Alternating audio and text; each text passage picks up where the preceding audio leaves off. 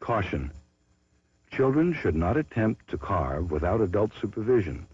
Please exercise extreme caution when handling knives. The producers and distributors of this program are not responsible for injury resulting from procedures described or demonstrated in this video. Please carve carefully.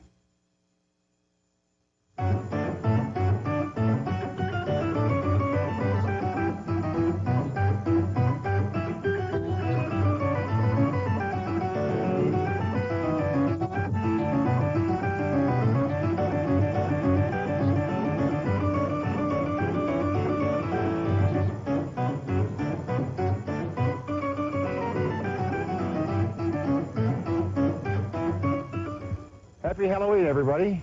I'm Gordy Falk.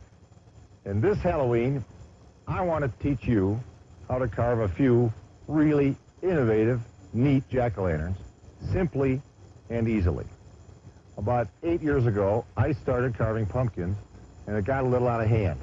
I carved between 500 and 800 different pumpkins every Halloween. So that's about 4,000 pumpkins in the last 8 years. I learned a few simple, innovative tricks, common sense type things that anybody who has done as many as I have would have thought of to make pumpkin carving simpler, more creative, and more fun. If you come with me now, we'll get started. We're going to carve a few pumpkins, show you the tricks, and have a lot of fun. Shall we go?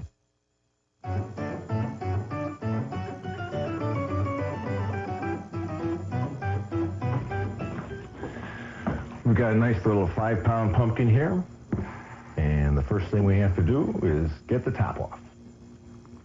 Most people make an elemental mistake. The pumpkin is a great, big, huge piece of God's creation, and they want a great, big, huge knife. And they reach in the drawer and pull out something that you could probably win the Peloponnesian Wars with. Now, you pick a knife like this, you are doomed to carve straight lines. Because, and we'll use the back side of this pumpkin, which is the practice side, you stick it in and you cannot make a turn. It is a straight line. What you want to do, and this goes for detopping, and we'll get more into the selection of knives for the actual face itself a little later on, you want to pick one of the skinniest knives in your drawer. This knife is a fruit knife. It's sharpened on both sides and is very narrow from front to back, and it costs about $1.79 in most grocery stores. It does a beautiful job of detopping and also carving. I'll be using this knife most of the day. We'll again go on the practice side here, and you can see how easy this goes in and how you can make nice curves with it. This is a good way to make the top. Stick it in. Now you notice while I'm carving, the knife is in at about a 45-degree angle. You don't want to go down like this because when you get your top off and you put it back on, it'll disappear into the insides. You want to make sure that the top, when it rests on it, has a place to rest.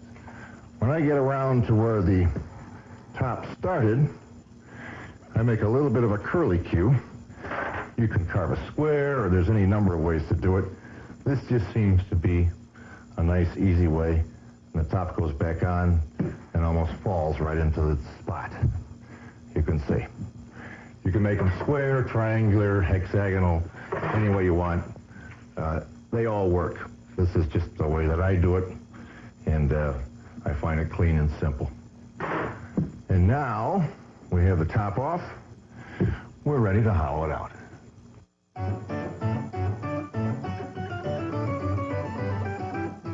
All right. We've got the top off, and we're ready to take out the insides. Some people would rather slaughter a cow than take the insides out of a pumpkin, but it's really pretty easy if you know a few tricks. The object, again, is pick the right tool.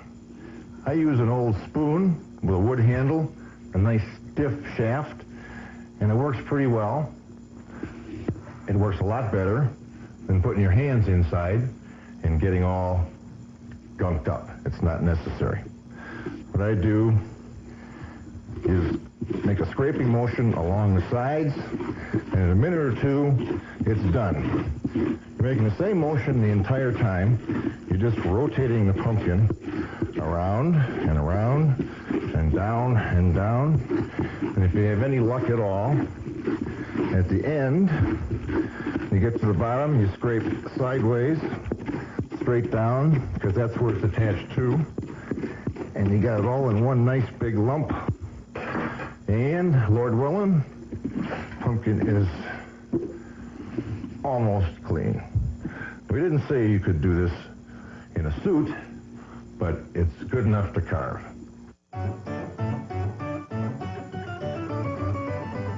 In your drawer, most of you will have a paring knife. A normal knife, fairly thin. It works pretty well. An attractive face is one with curves, just like yours. There's not a straight line on any human being's face. It's all ovals, curves, S-shapes, and that's what makes the personality of a pumpkin. This is probably the number one knife that I use, and it can be bought in any store. This knife is about 4 or 5 inches long, relatively thin, and this is important. It is sharp on both ends. This is another good knife. You can find similar knives, not the same one. This knife right here has carved 2,000 or 3,000 pumpkins in about the last 8 years. It's flexible, skinny from the sharp end to the butt end, and it is not exceedingly sharp. It doesn't need to be. If it's thin enough, it'll go through the pumpkin quite easily.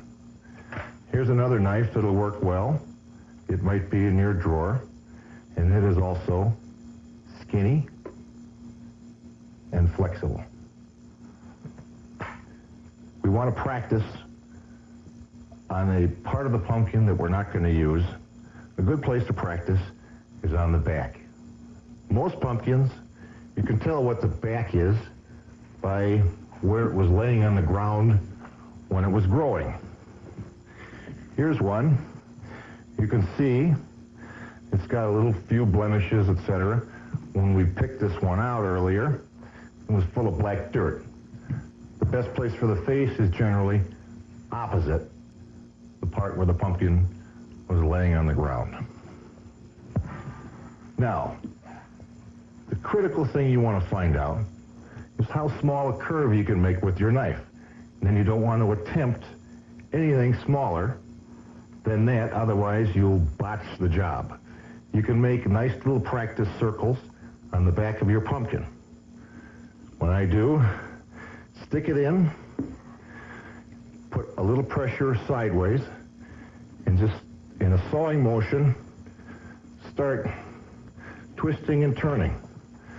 Now, that's a pretty small hole. Maybe your knife won't carve a hole like that. Let's see how big a hole we'll be able to carve with the normal paring knife. We'll stick it in, put the twist on it. Whoops, we hit a soft spot, that happens. You can stick the knife back in and keep the pressure on, and you can see our hole is quite a bit bigger.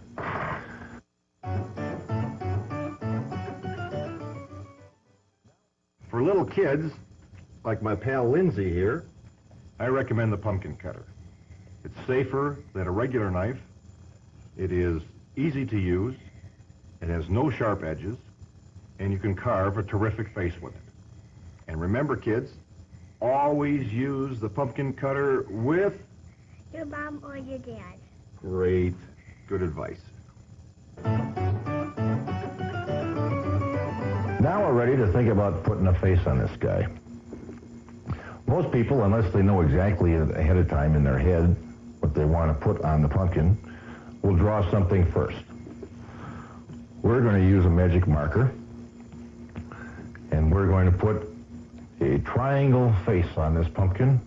It's a traditional pumpkin that's carved with a fat knife, but with a difference. We're We're going to put a few radiuses on there, and we'll show you how to do that.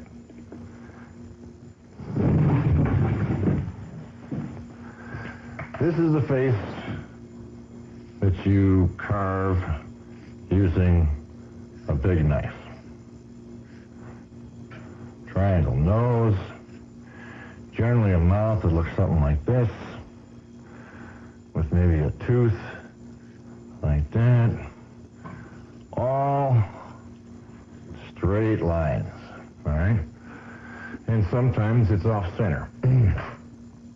What we'll do, I'm going to use the smallest knife, and we're going to carve around the area. We go up. Now, when we get to the top, we're going to make a gentle curve instead of the sharp turn, and that's the advantage of the thin knife. We get there. Now, notice the sawing motion. I make a nice little sawing motion.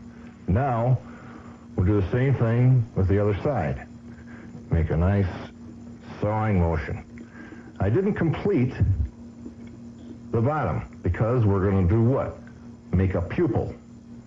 And I'll draw that so that you can see. It's going to be like that. I'll stay on the inside of it so it doesn't show up on the pumpkin. The line, well, we can get rid of that later. Just around like that.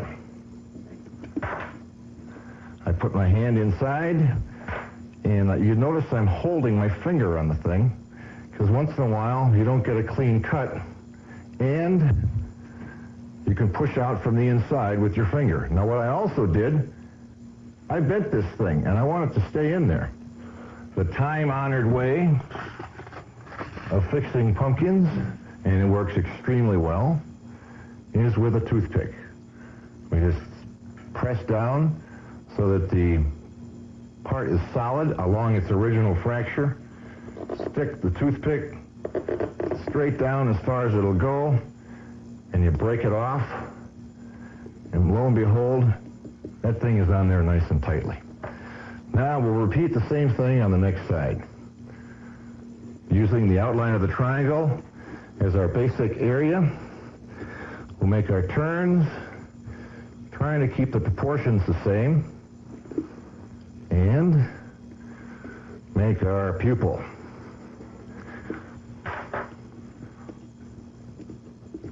All right, now we have the eyes, right?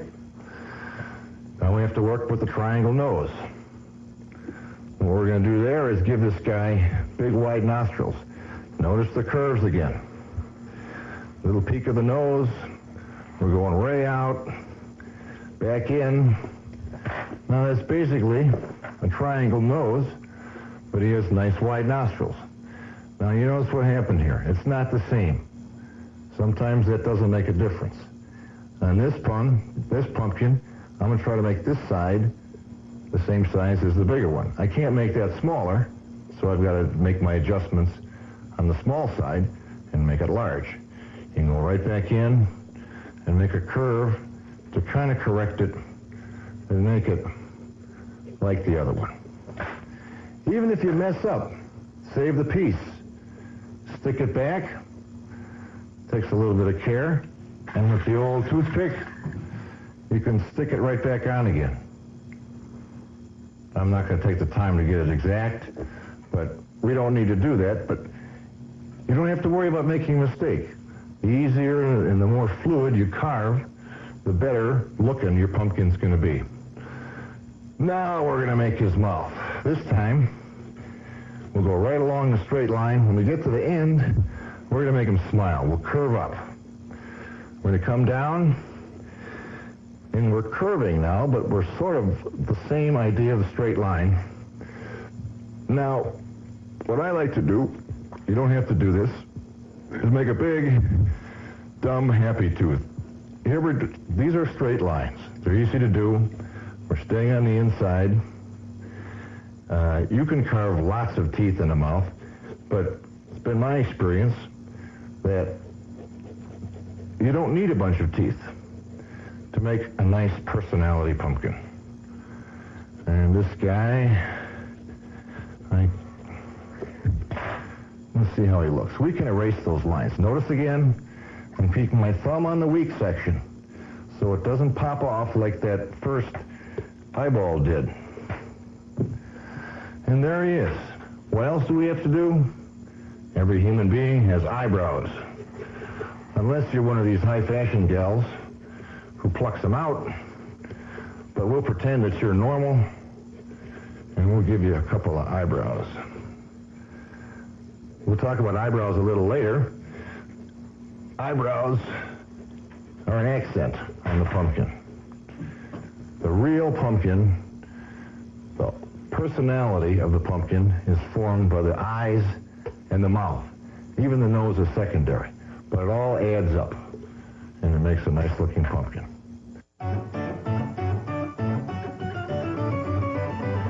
Now that we've finished my twist on the traditional triangle face, we have another pumpkin that we've already marked with my favorite Halloween face. This is a pumpkin that can be carved with a normal paring knife that most of you have in your drawers. You don't need the real skinny one because the curves are relatively gentle. I'll show you how to do this. This face I started doing when I was a teenager, and I sort of adapted it, but it stayed the same for a long time, and it seems to be everybody's favorite Halloween face. Scary and happy, evil and friendly at the same time, if that's possible. Here we go. I always start with the eyes and the small features first. The mouth I save for last because that's the biggest. Now you notice during the sawing motions,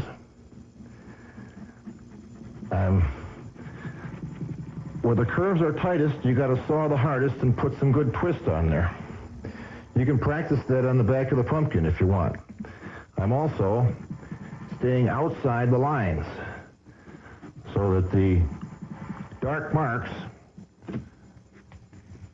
come off with the piece. We'll do the nose.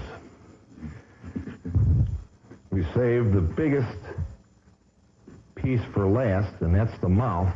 The reason for that is the small pieces are hard to carve. They take a lot of twisting and turning sometimes.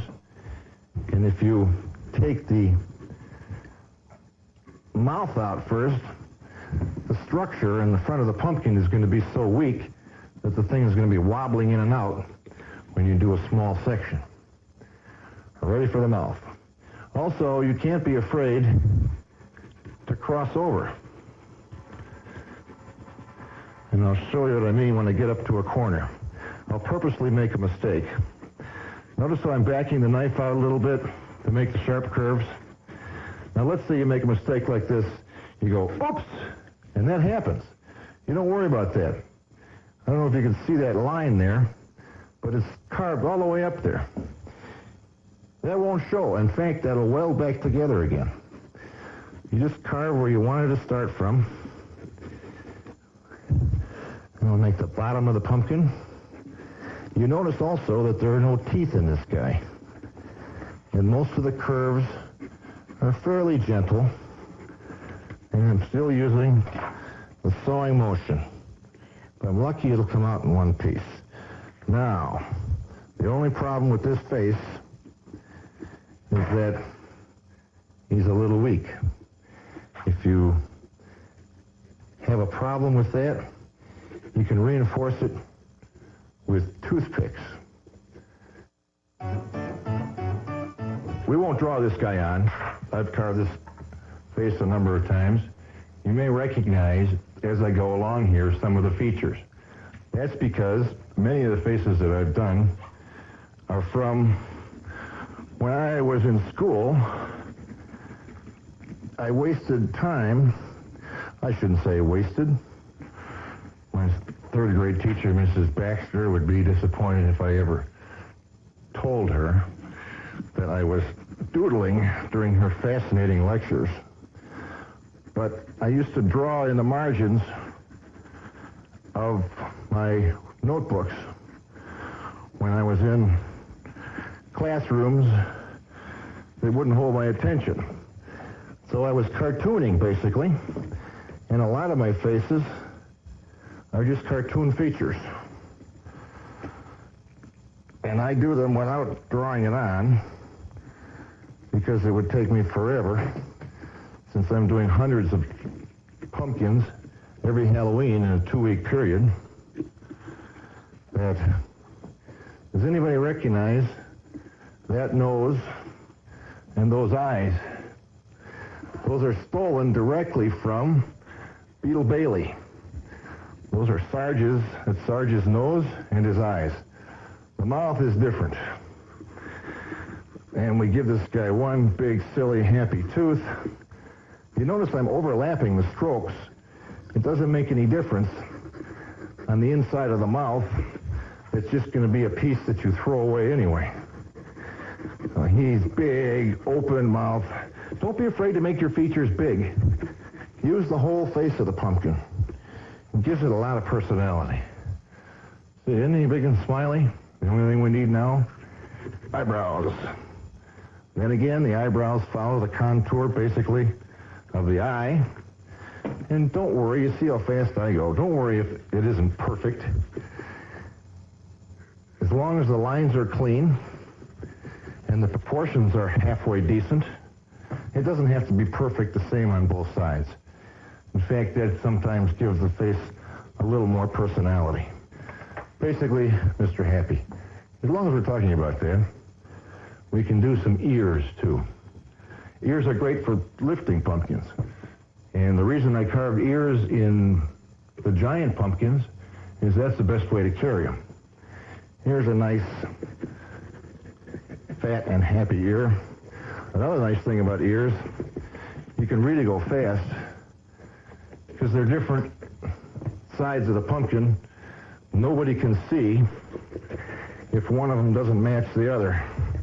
As long as the general design is the same, you can do them real fast. So there's his ears. You can lift them up by the ears. One thing, if you're planning to put your pumpkin outside with a candle on it, you might not want to put ears on it, because that creates another area for the wind to come in, and it's very hard to keep it lit on a windy night. The other alternative is to put a piece of tape. Clear tape is best, because then you can still see the ear, but you can put tapes over the sides and even over the face if it's clear tape. And we got to pick out a nice pumpkin for a cat face. This is as good as any. We'll get rid of some of these pieces. Now, I want to use this part of the face. The pumpkin is leaning forward, and you want the pumpkin to kind of look up. Most of them get on the ground or something. You can correct that. If you want your pumpkin to face a little bit different way, go back to your big knife. This is a good one for this purpose. Lay it outside and the face going straight up. You want to make that thing level, or you want to make it so it's like this. And you make a cut parallel to the way you want it to sit. So I'm going to take this thing about here, get a little bit of purchase on it, and cut off a pretty good hunk at the bottom in a straight line. Now that thing sits pretty straight. It's no longer into the ground, and this is the best side of the pumpkin. The back side here was the side that was growing on the ground. Now we'll put a cat in here. Start out with the ears. A little pointy. Make the inside. Then again, I put my hand inside and push the piece out from the back. That's the cat's ears. This one, of course, you won't put ears on the sides.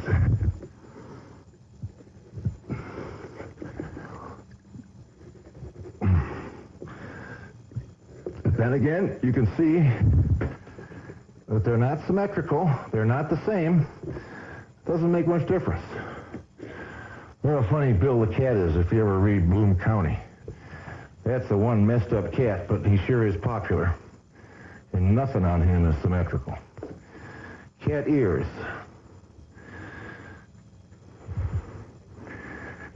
Cat's eyes are kind of sinister. They look like a seed or an almond or a fish without a tail.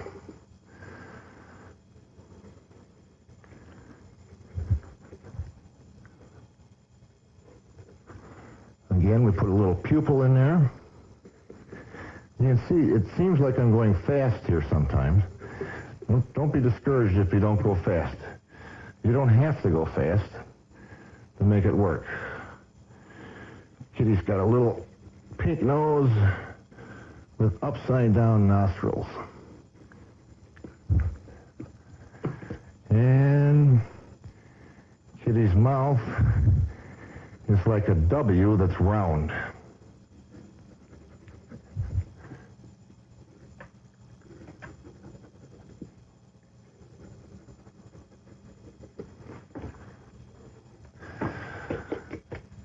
Awfully big ears. This must be some sort of exotic Chinese breed. Now the only thing a kitty needs is what?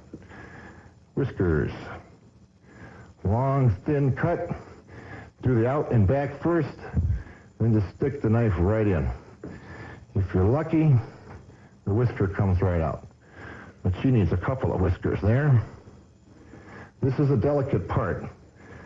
So when you're doing cat, make sure it's not the first pumpkin you do.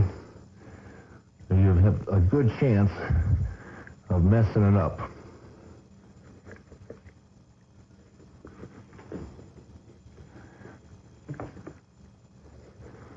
And 2 whiskers per side generally gets the idea across. If you were working on a bigger pumpkin, you could put in 3 or even 4. And we'll give her a couple of Garfield dimples there.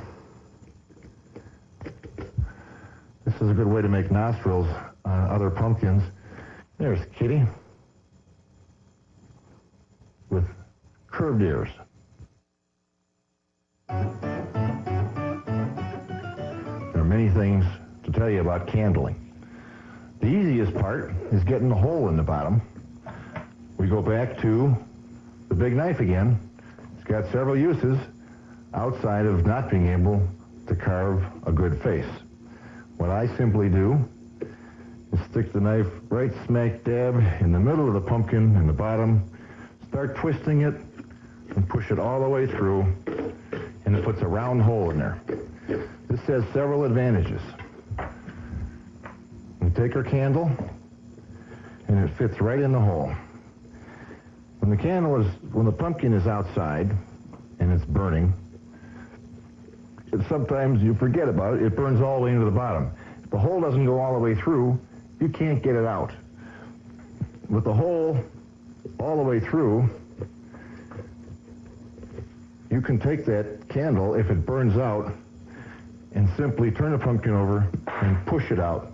Push out the candle stub if you did forget it and it's burned down. Another thing, the size of the candle you use should fit the pumpkin. The lids, even though they look pretty thick, an hour or 2 of burning will shrivel up this lid like crazy, and it won't even fit on the pumpkin. You want to make sure to keep the top of the flame at least that far from the top of the pumpkin. That limits the size of the candle you can use. In this pumpkin, I wouldn't use a candle much bigger than this one. That's pretty short, but in no wind or inside, this candle should burn. This is a normal dinner candle for an hour to 3 hours. And that's a good time.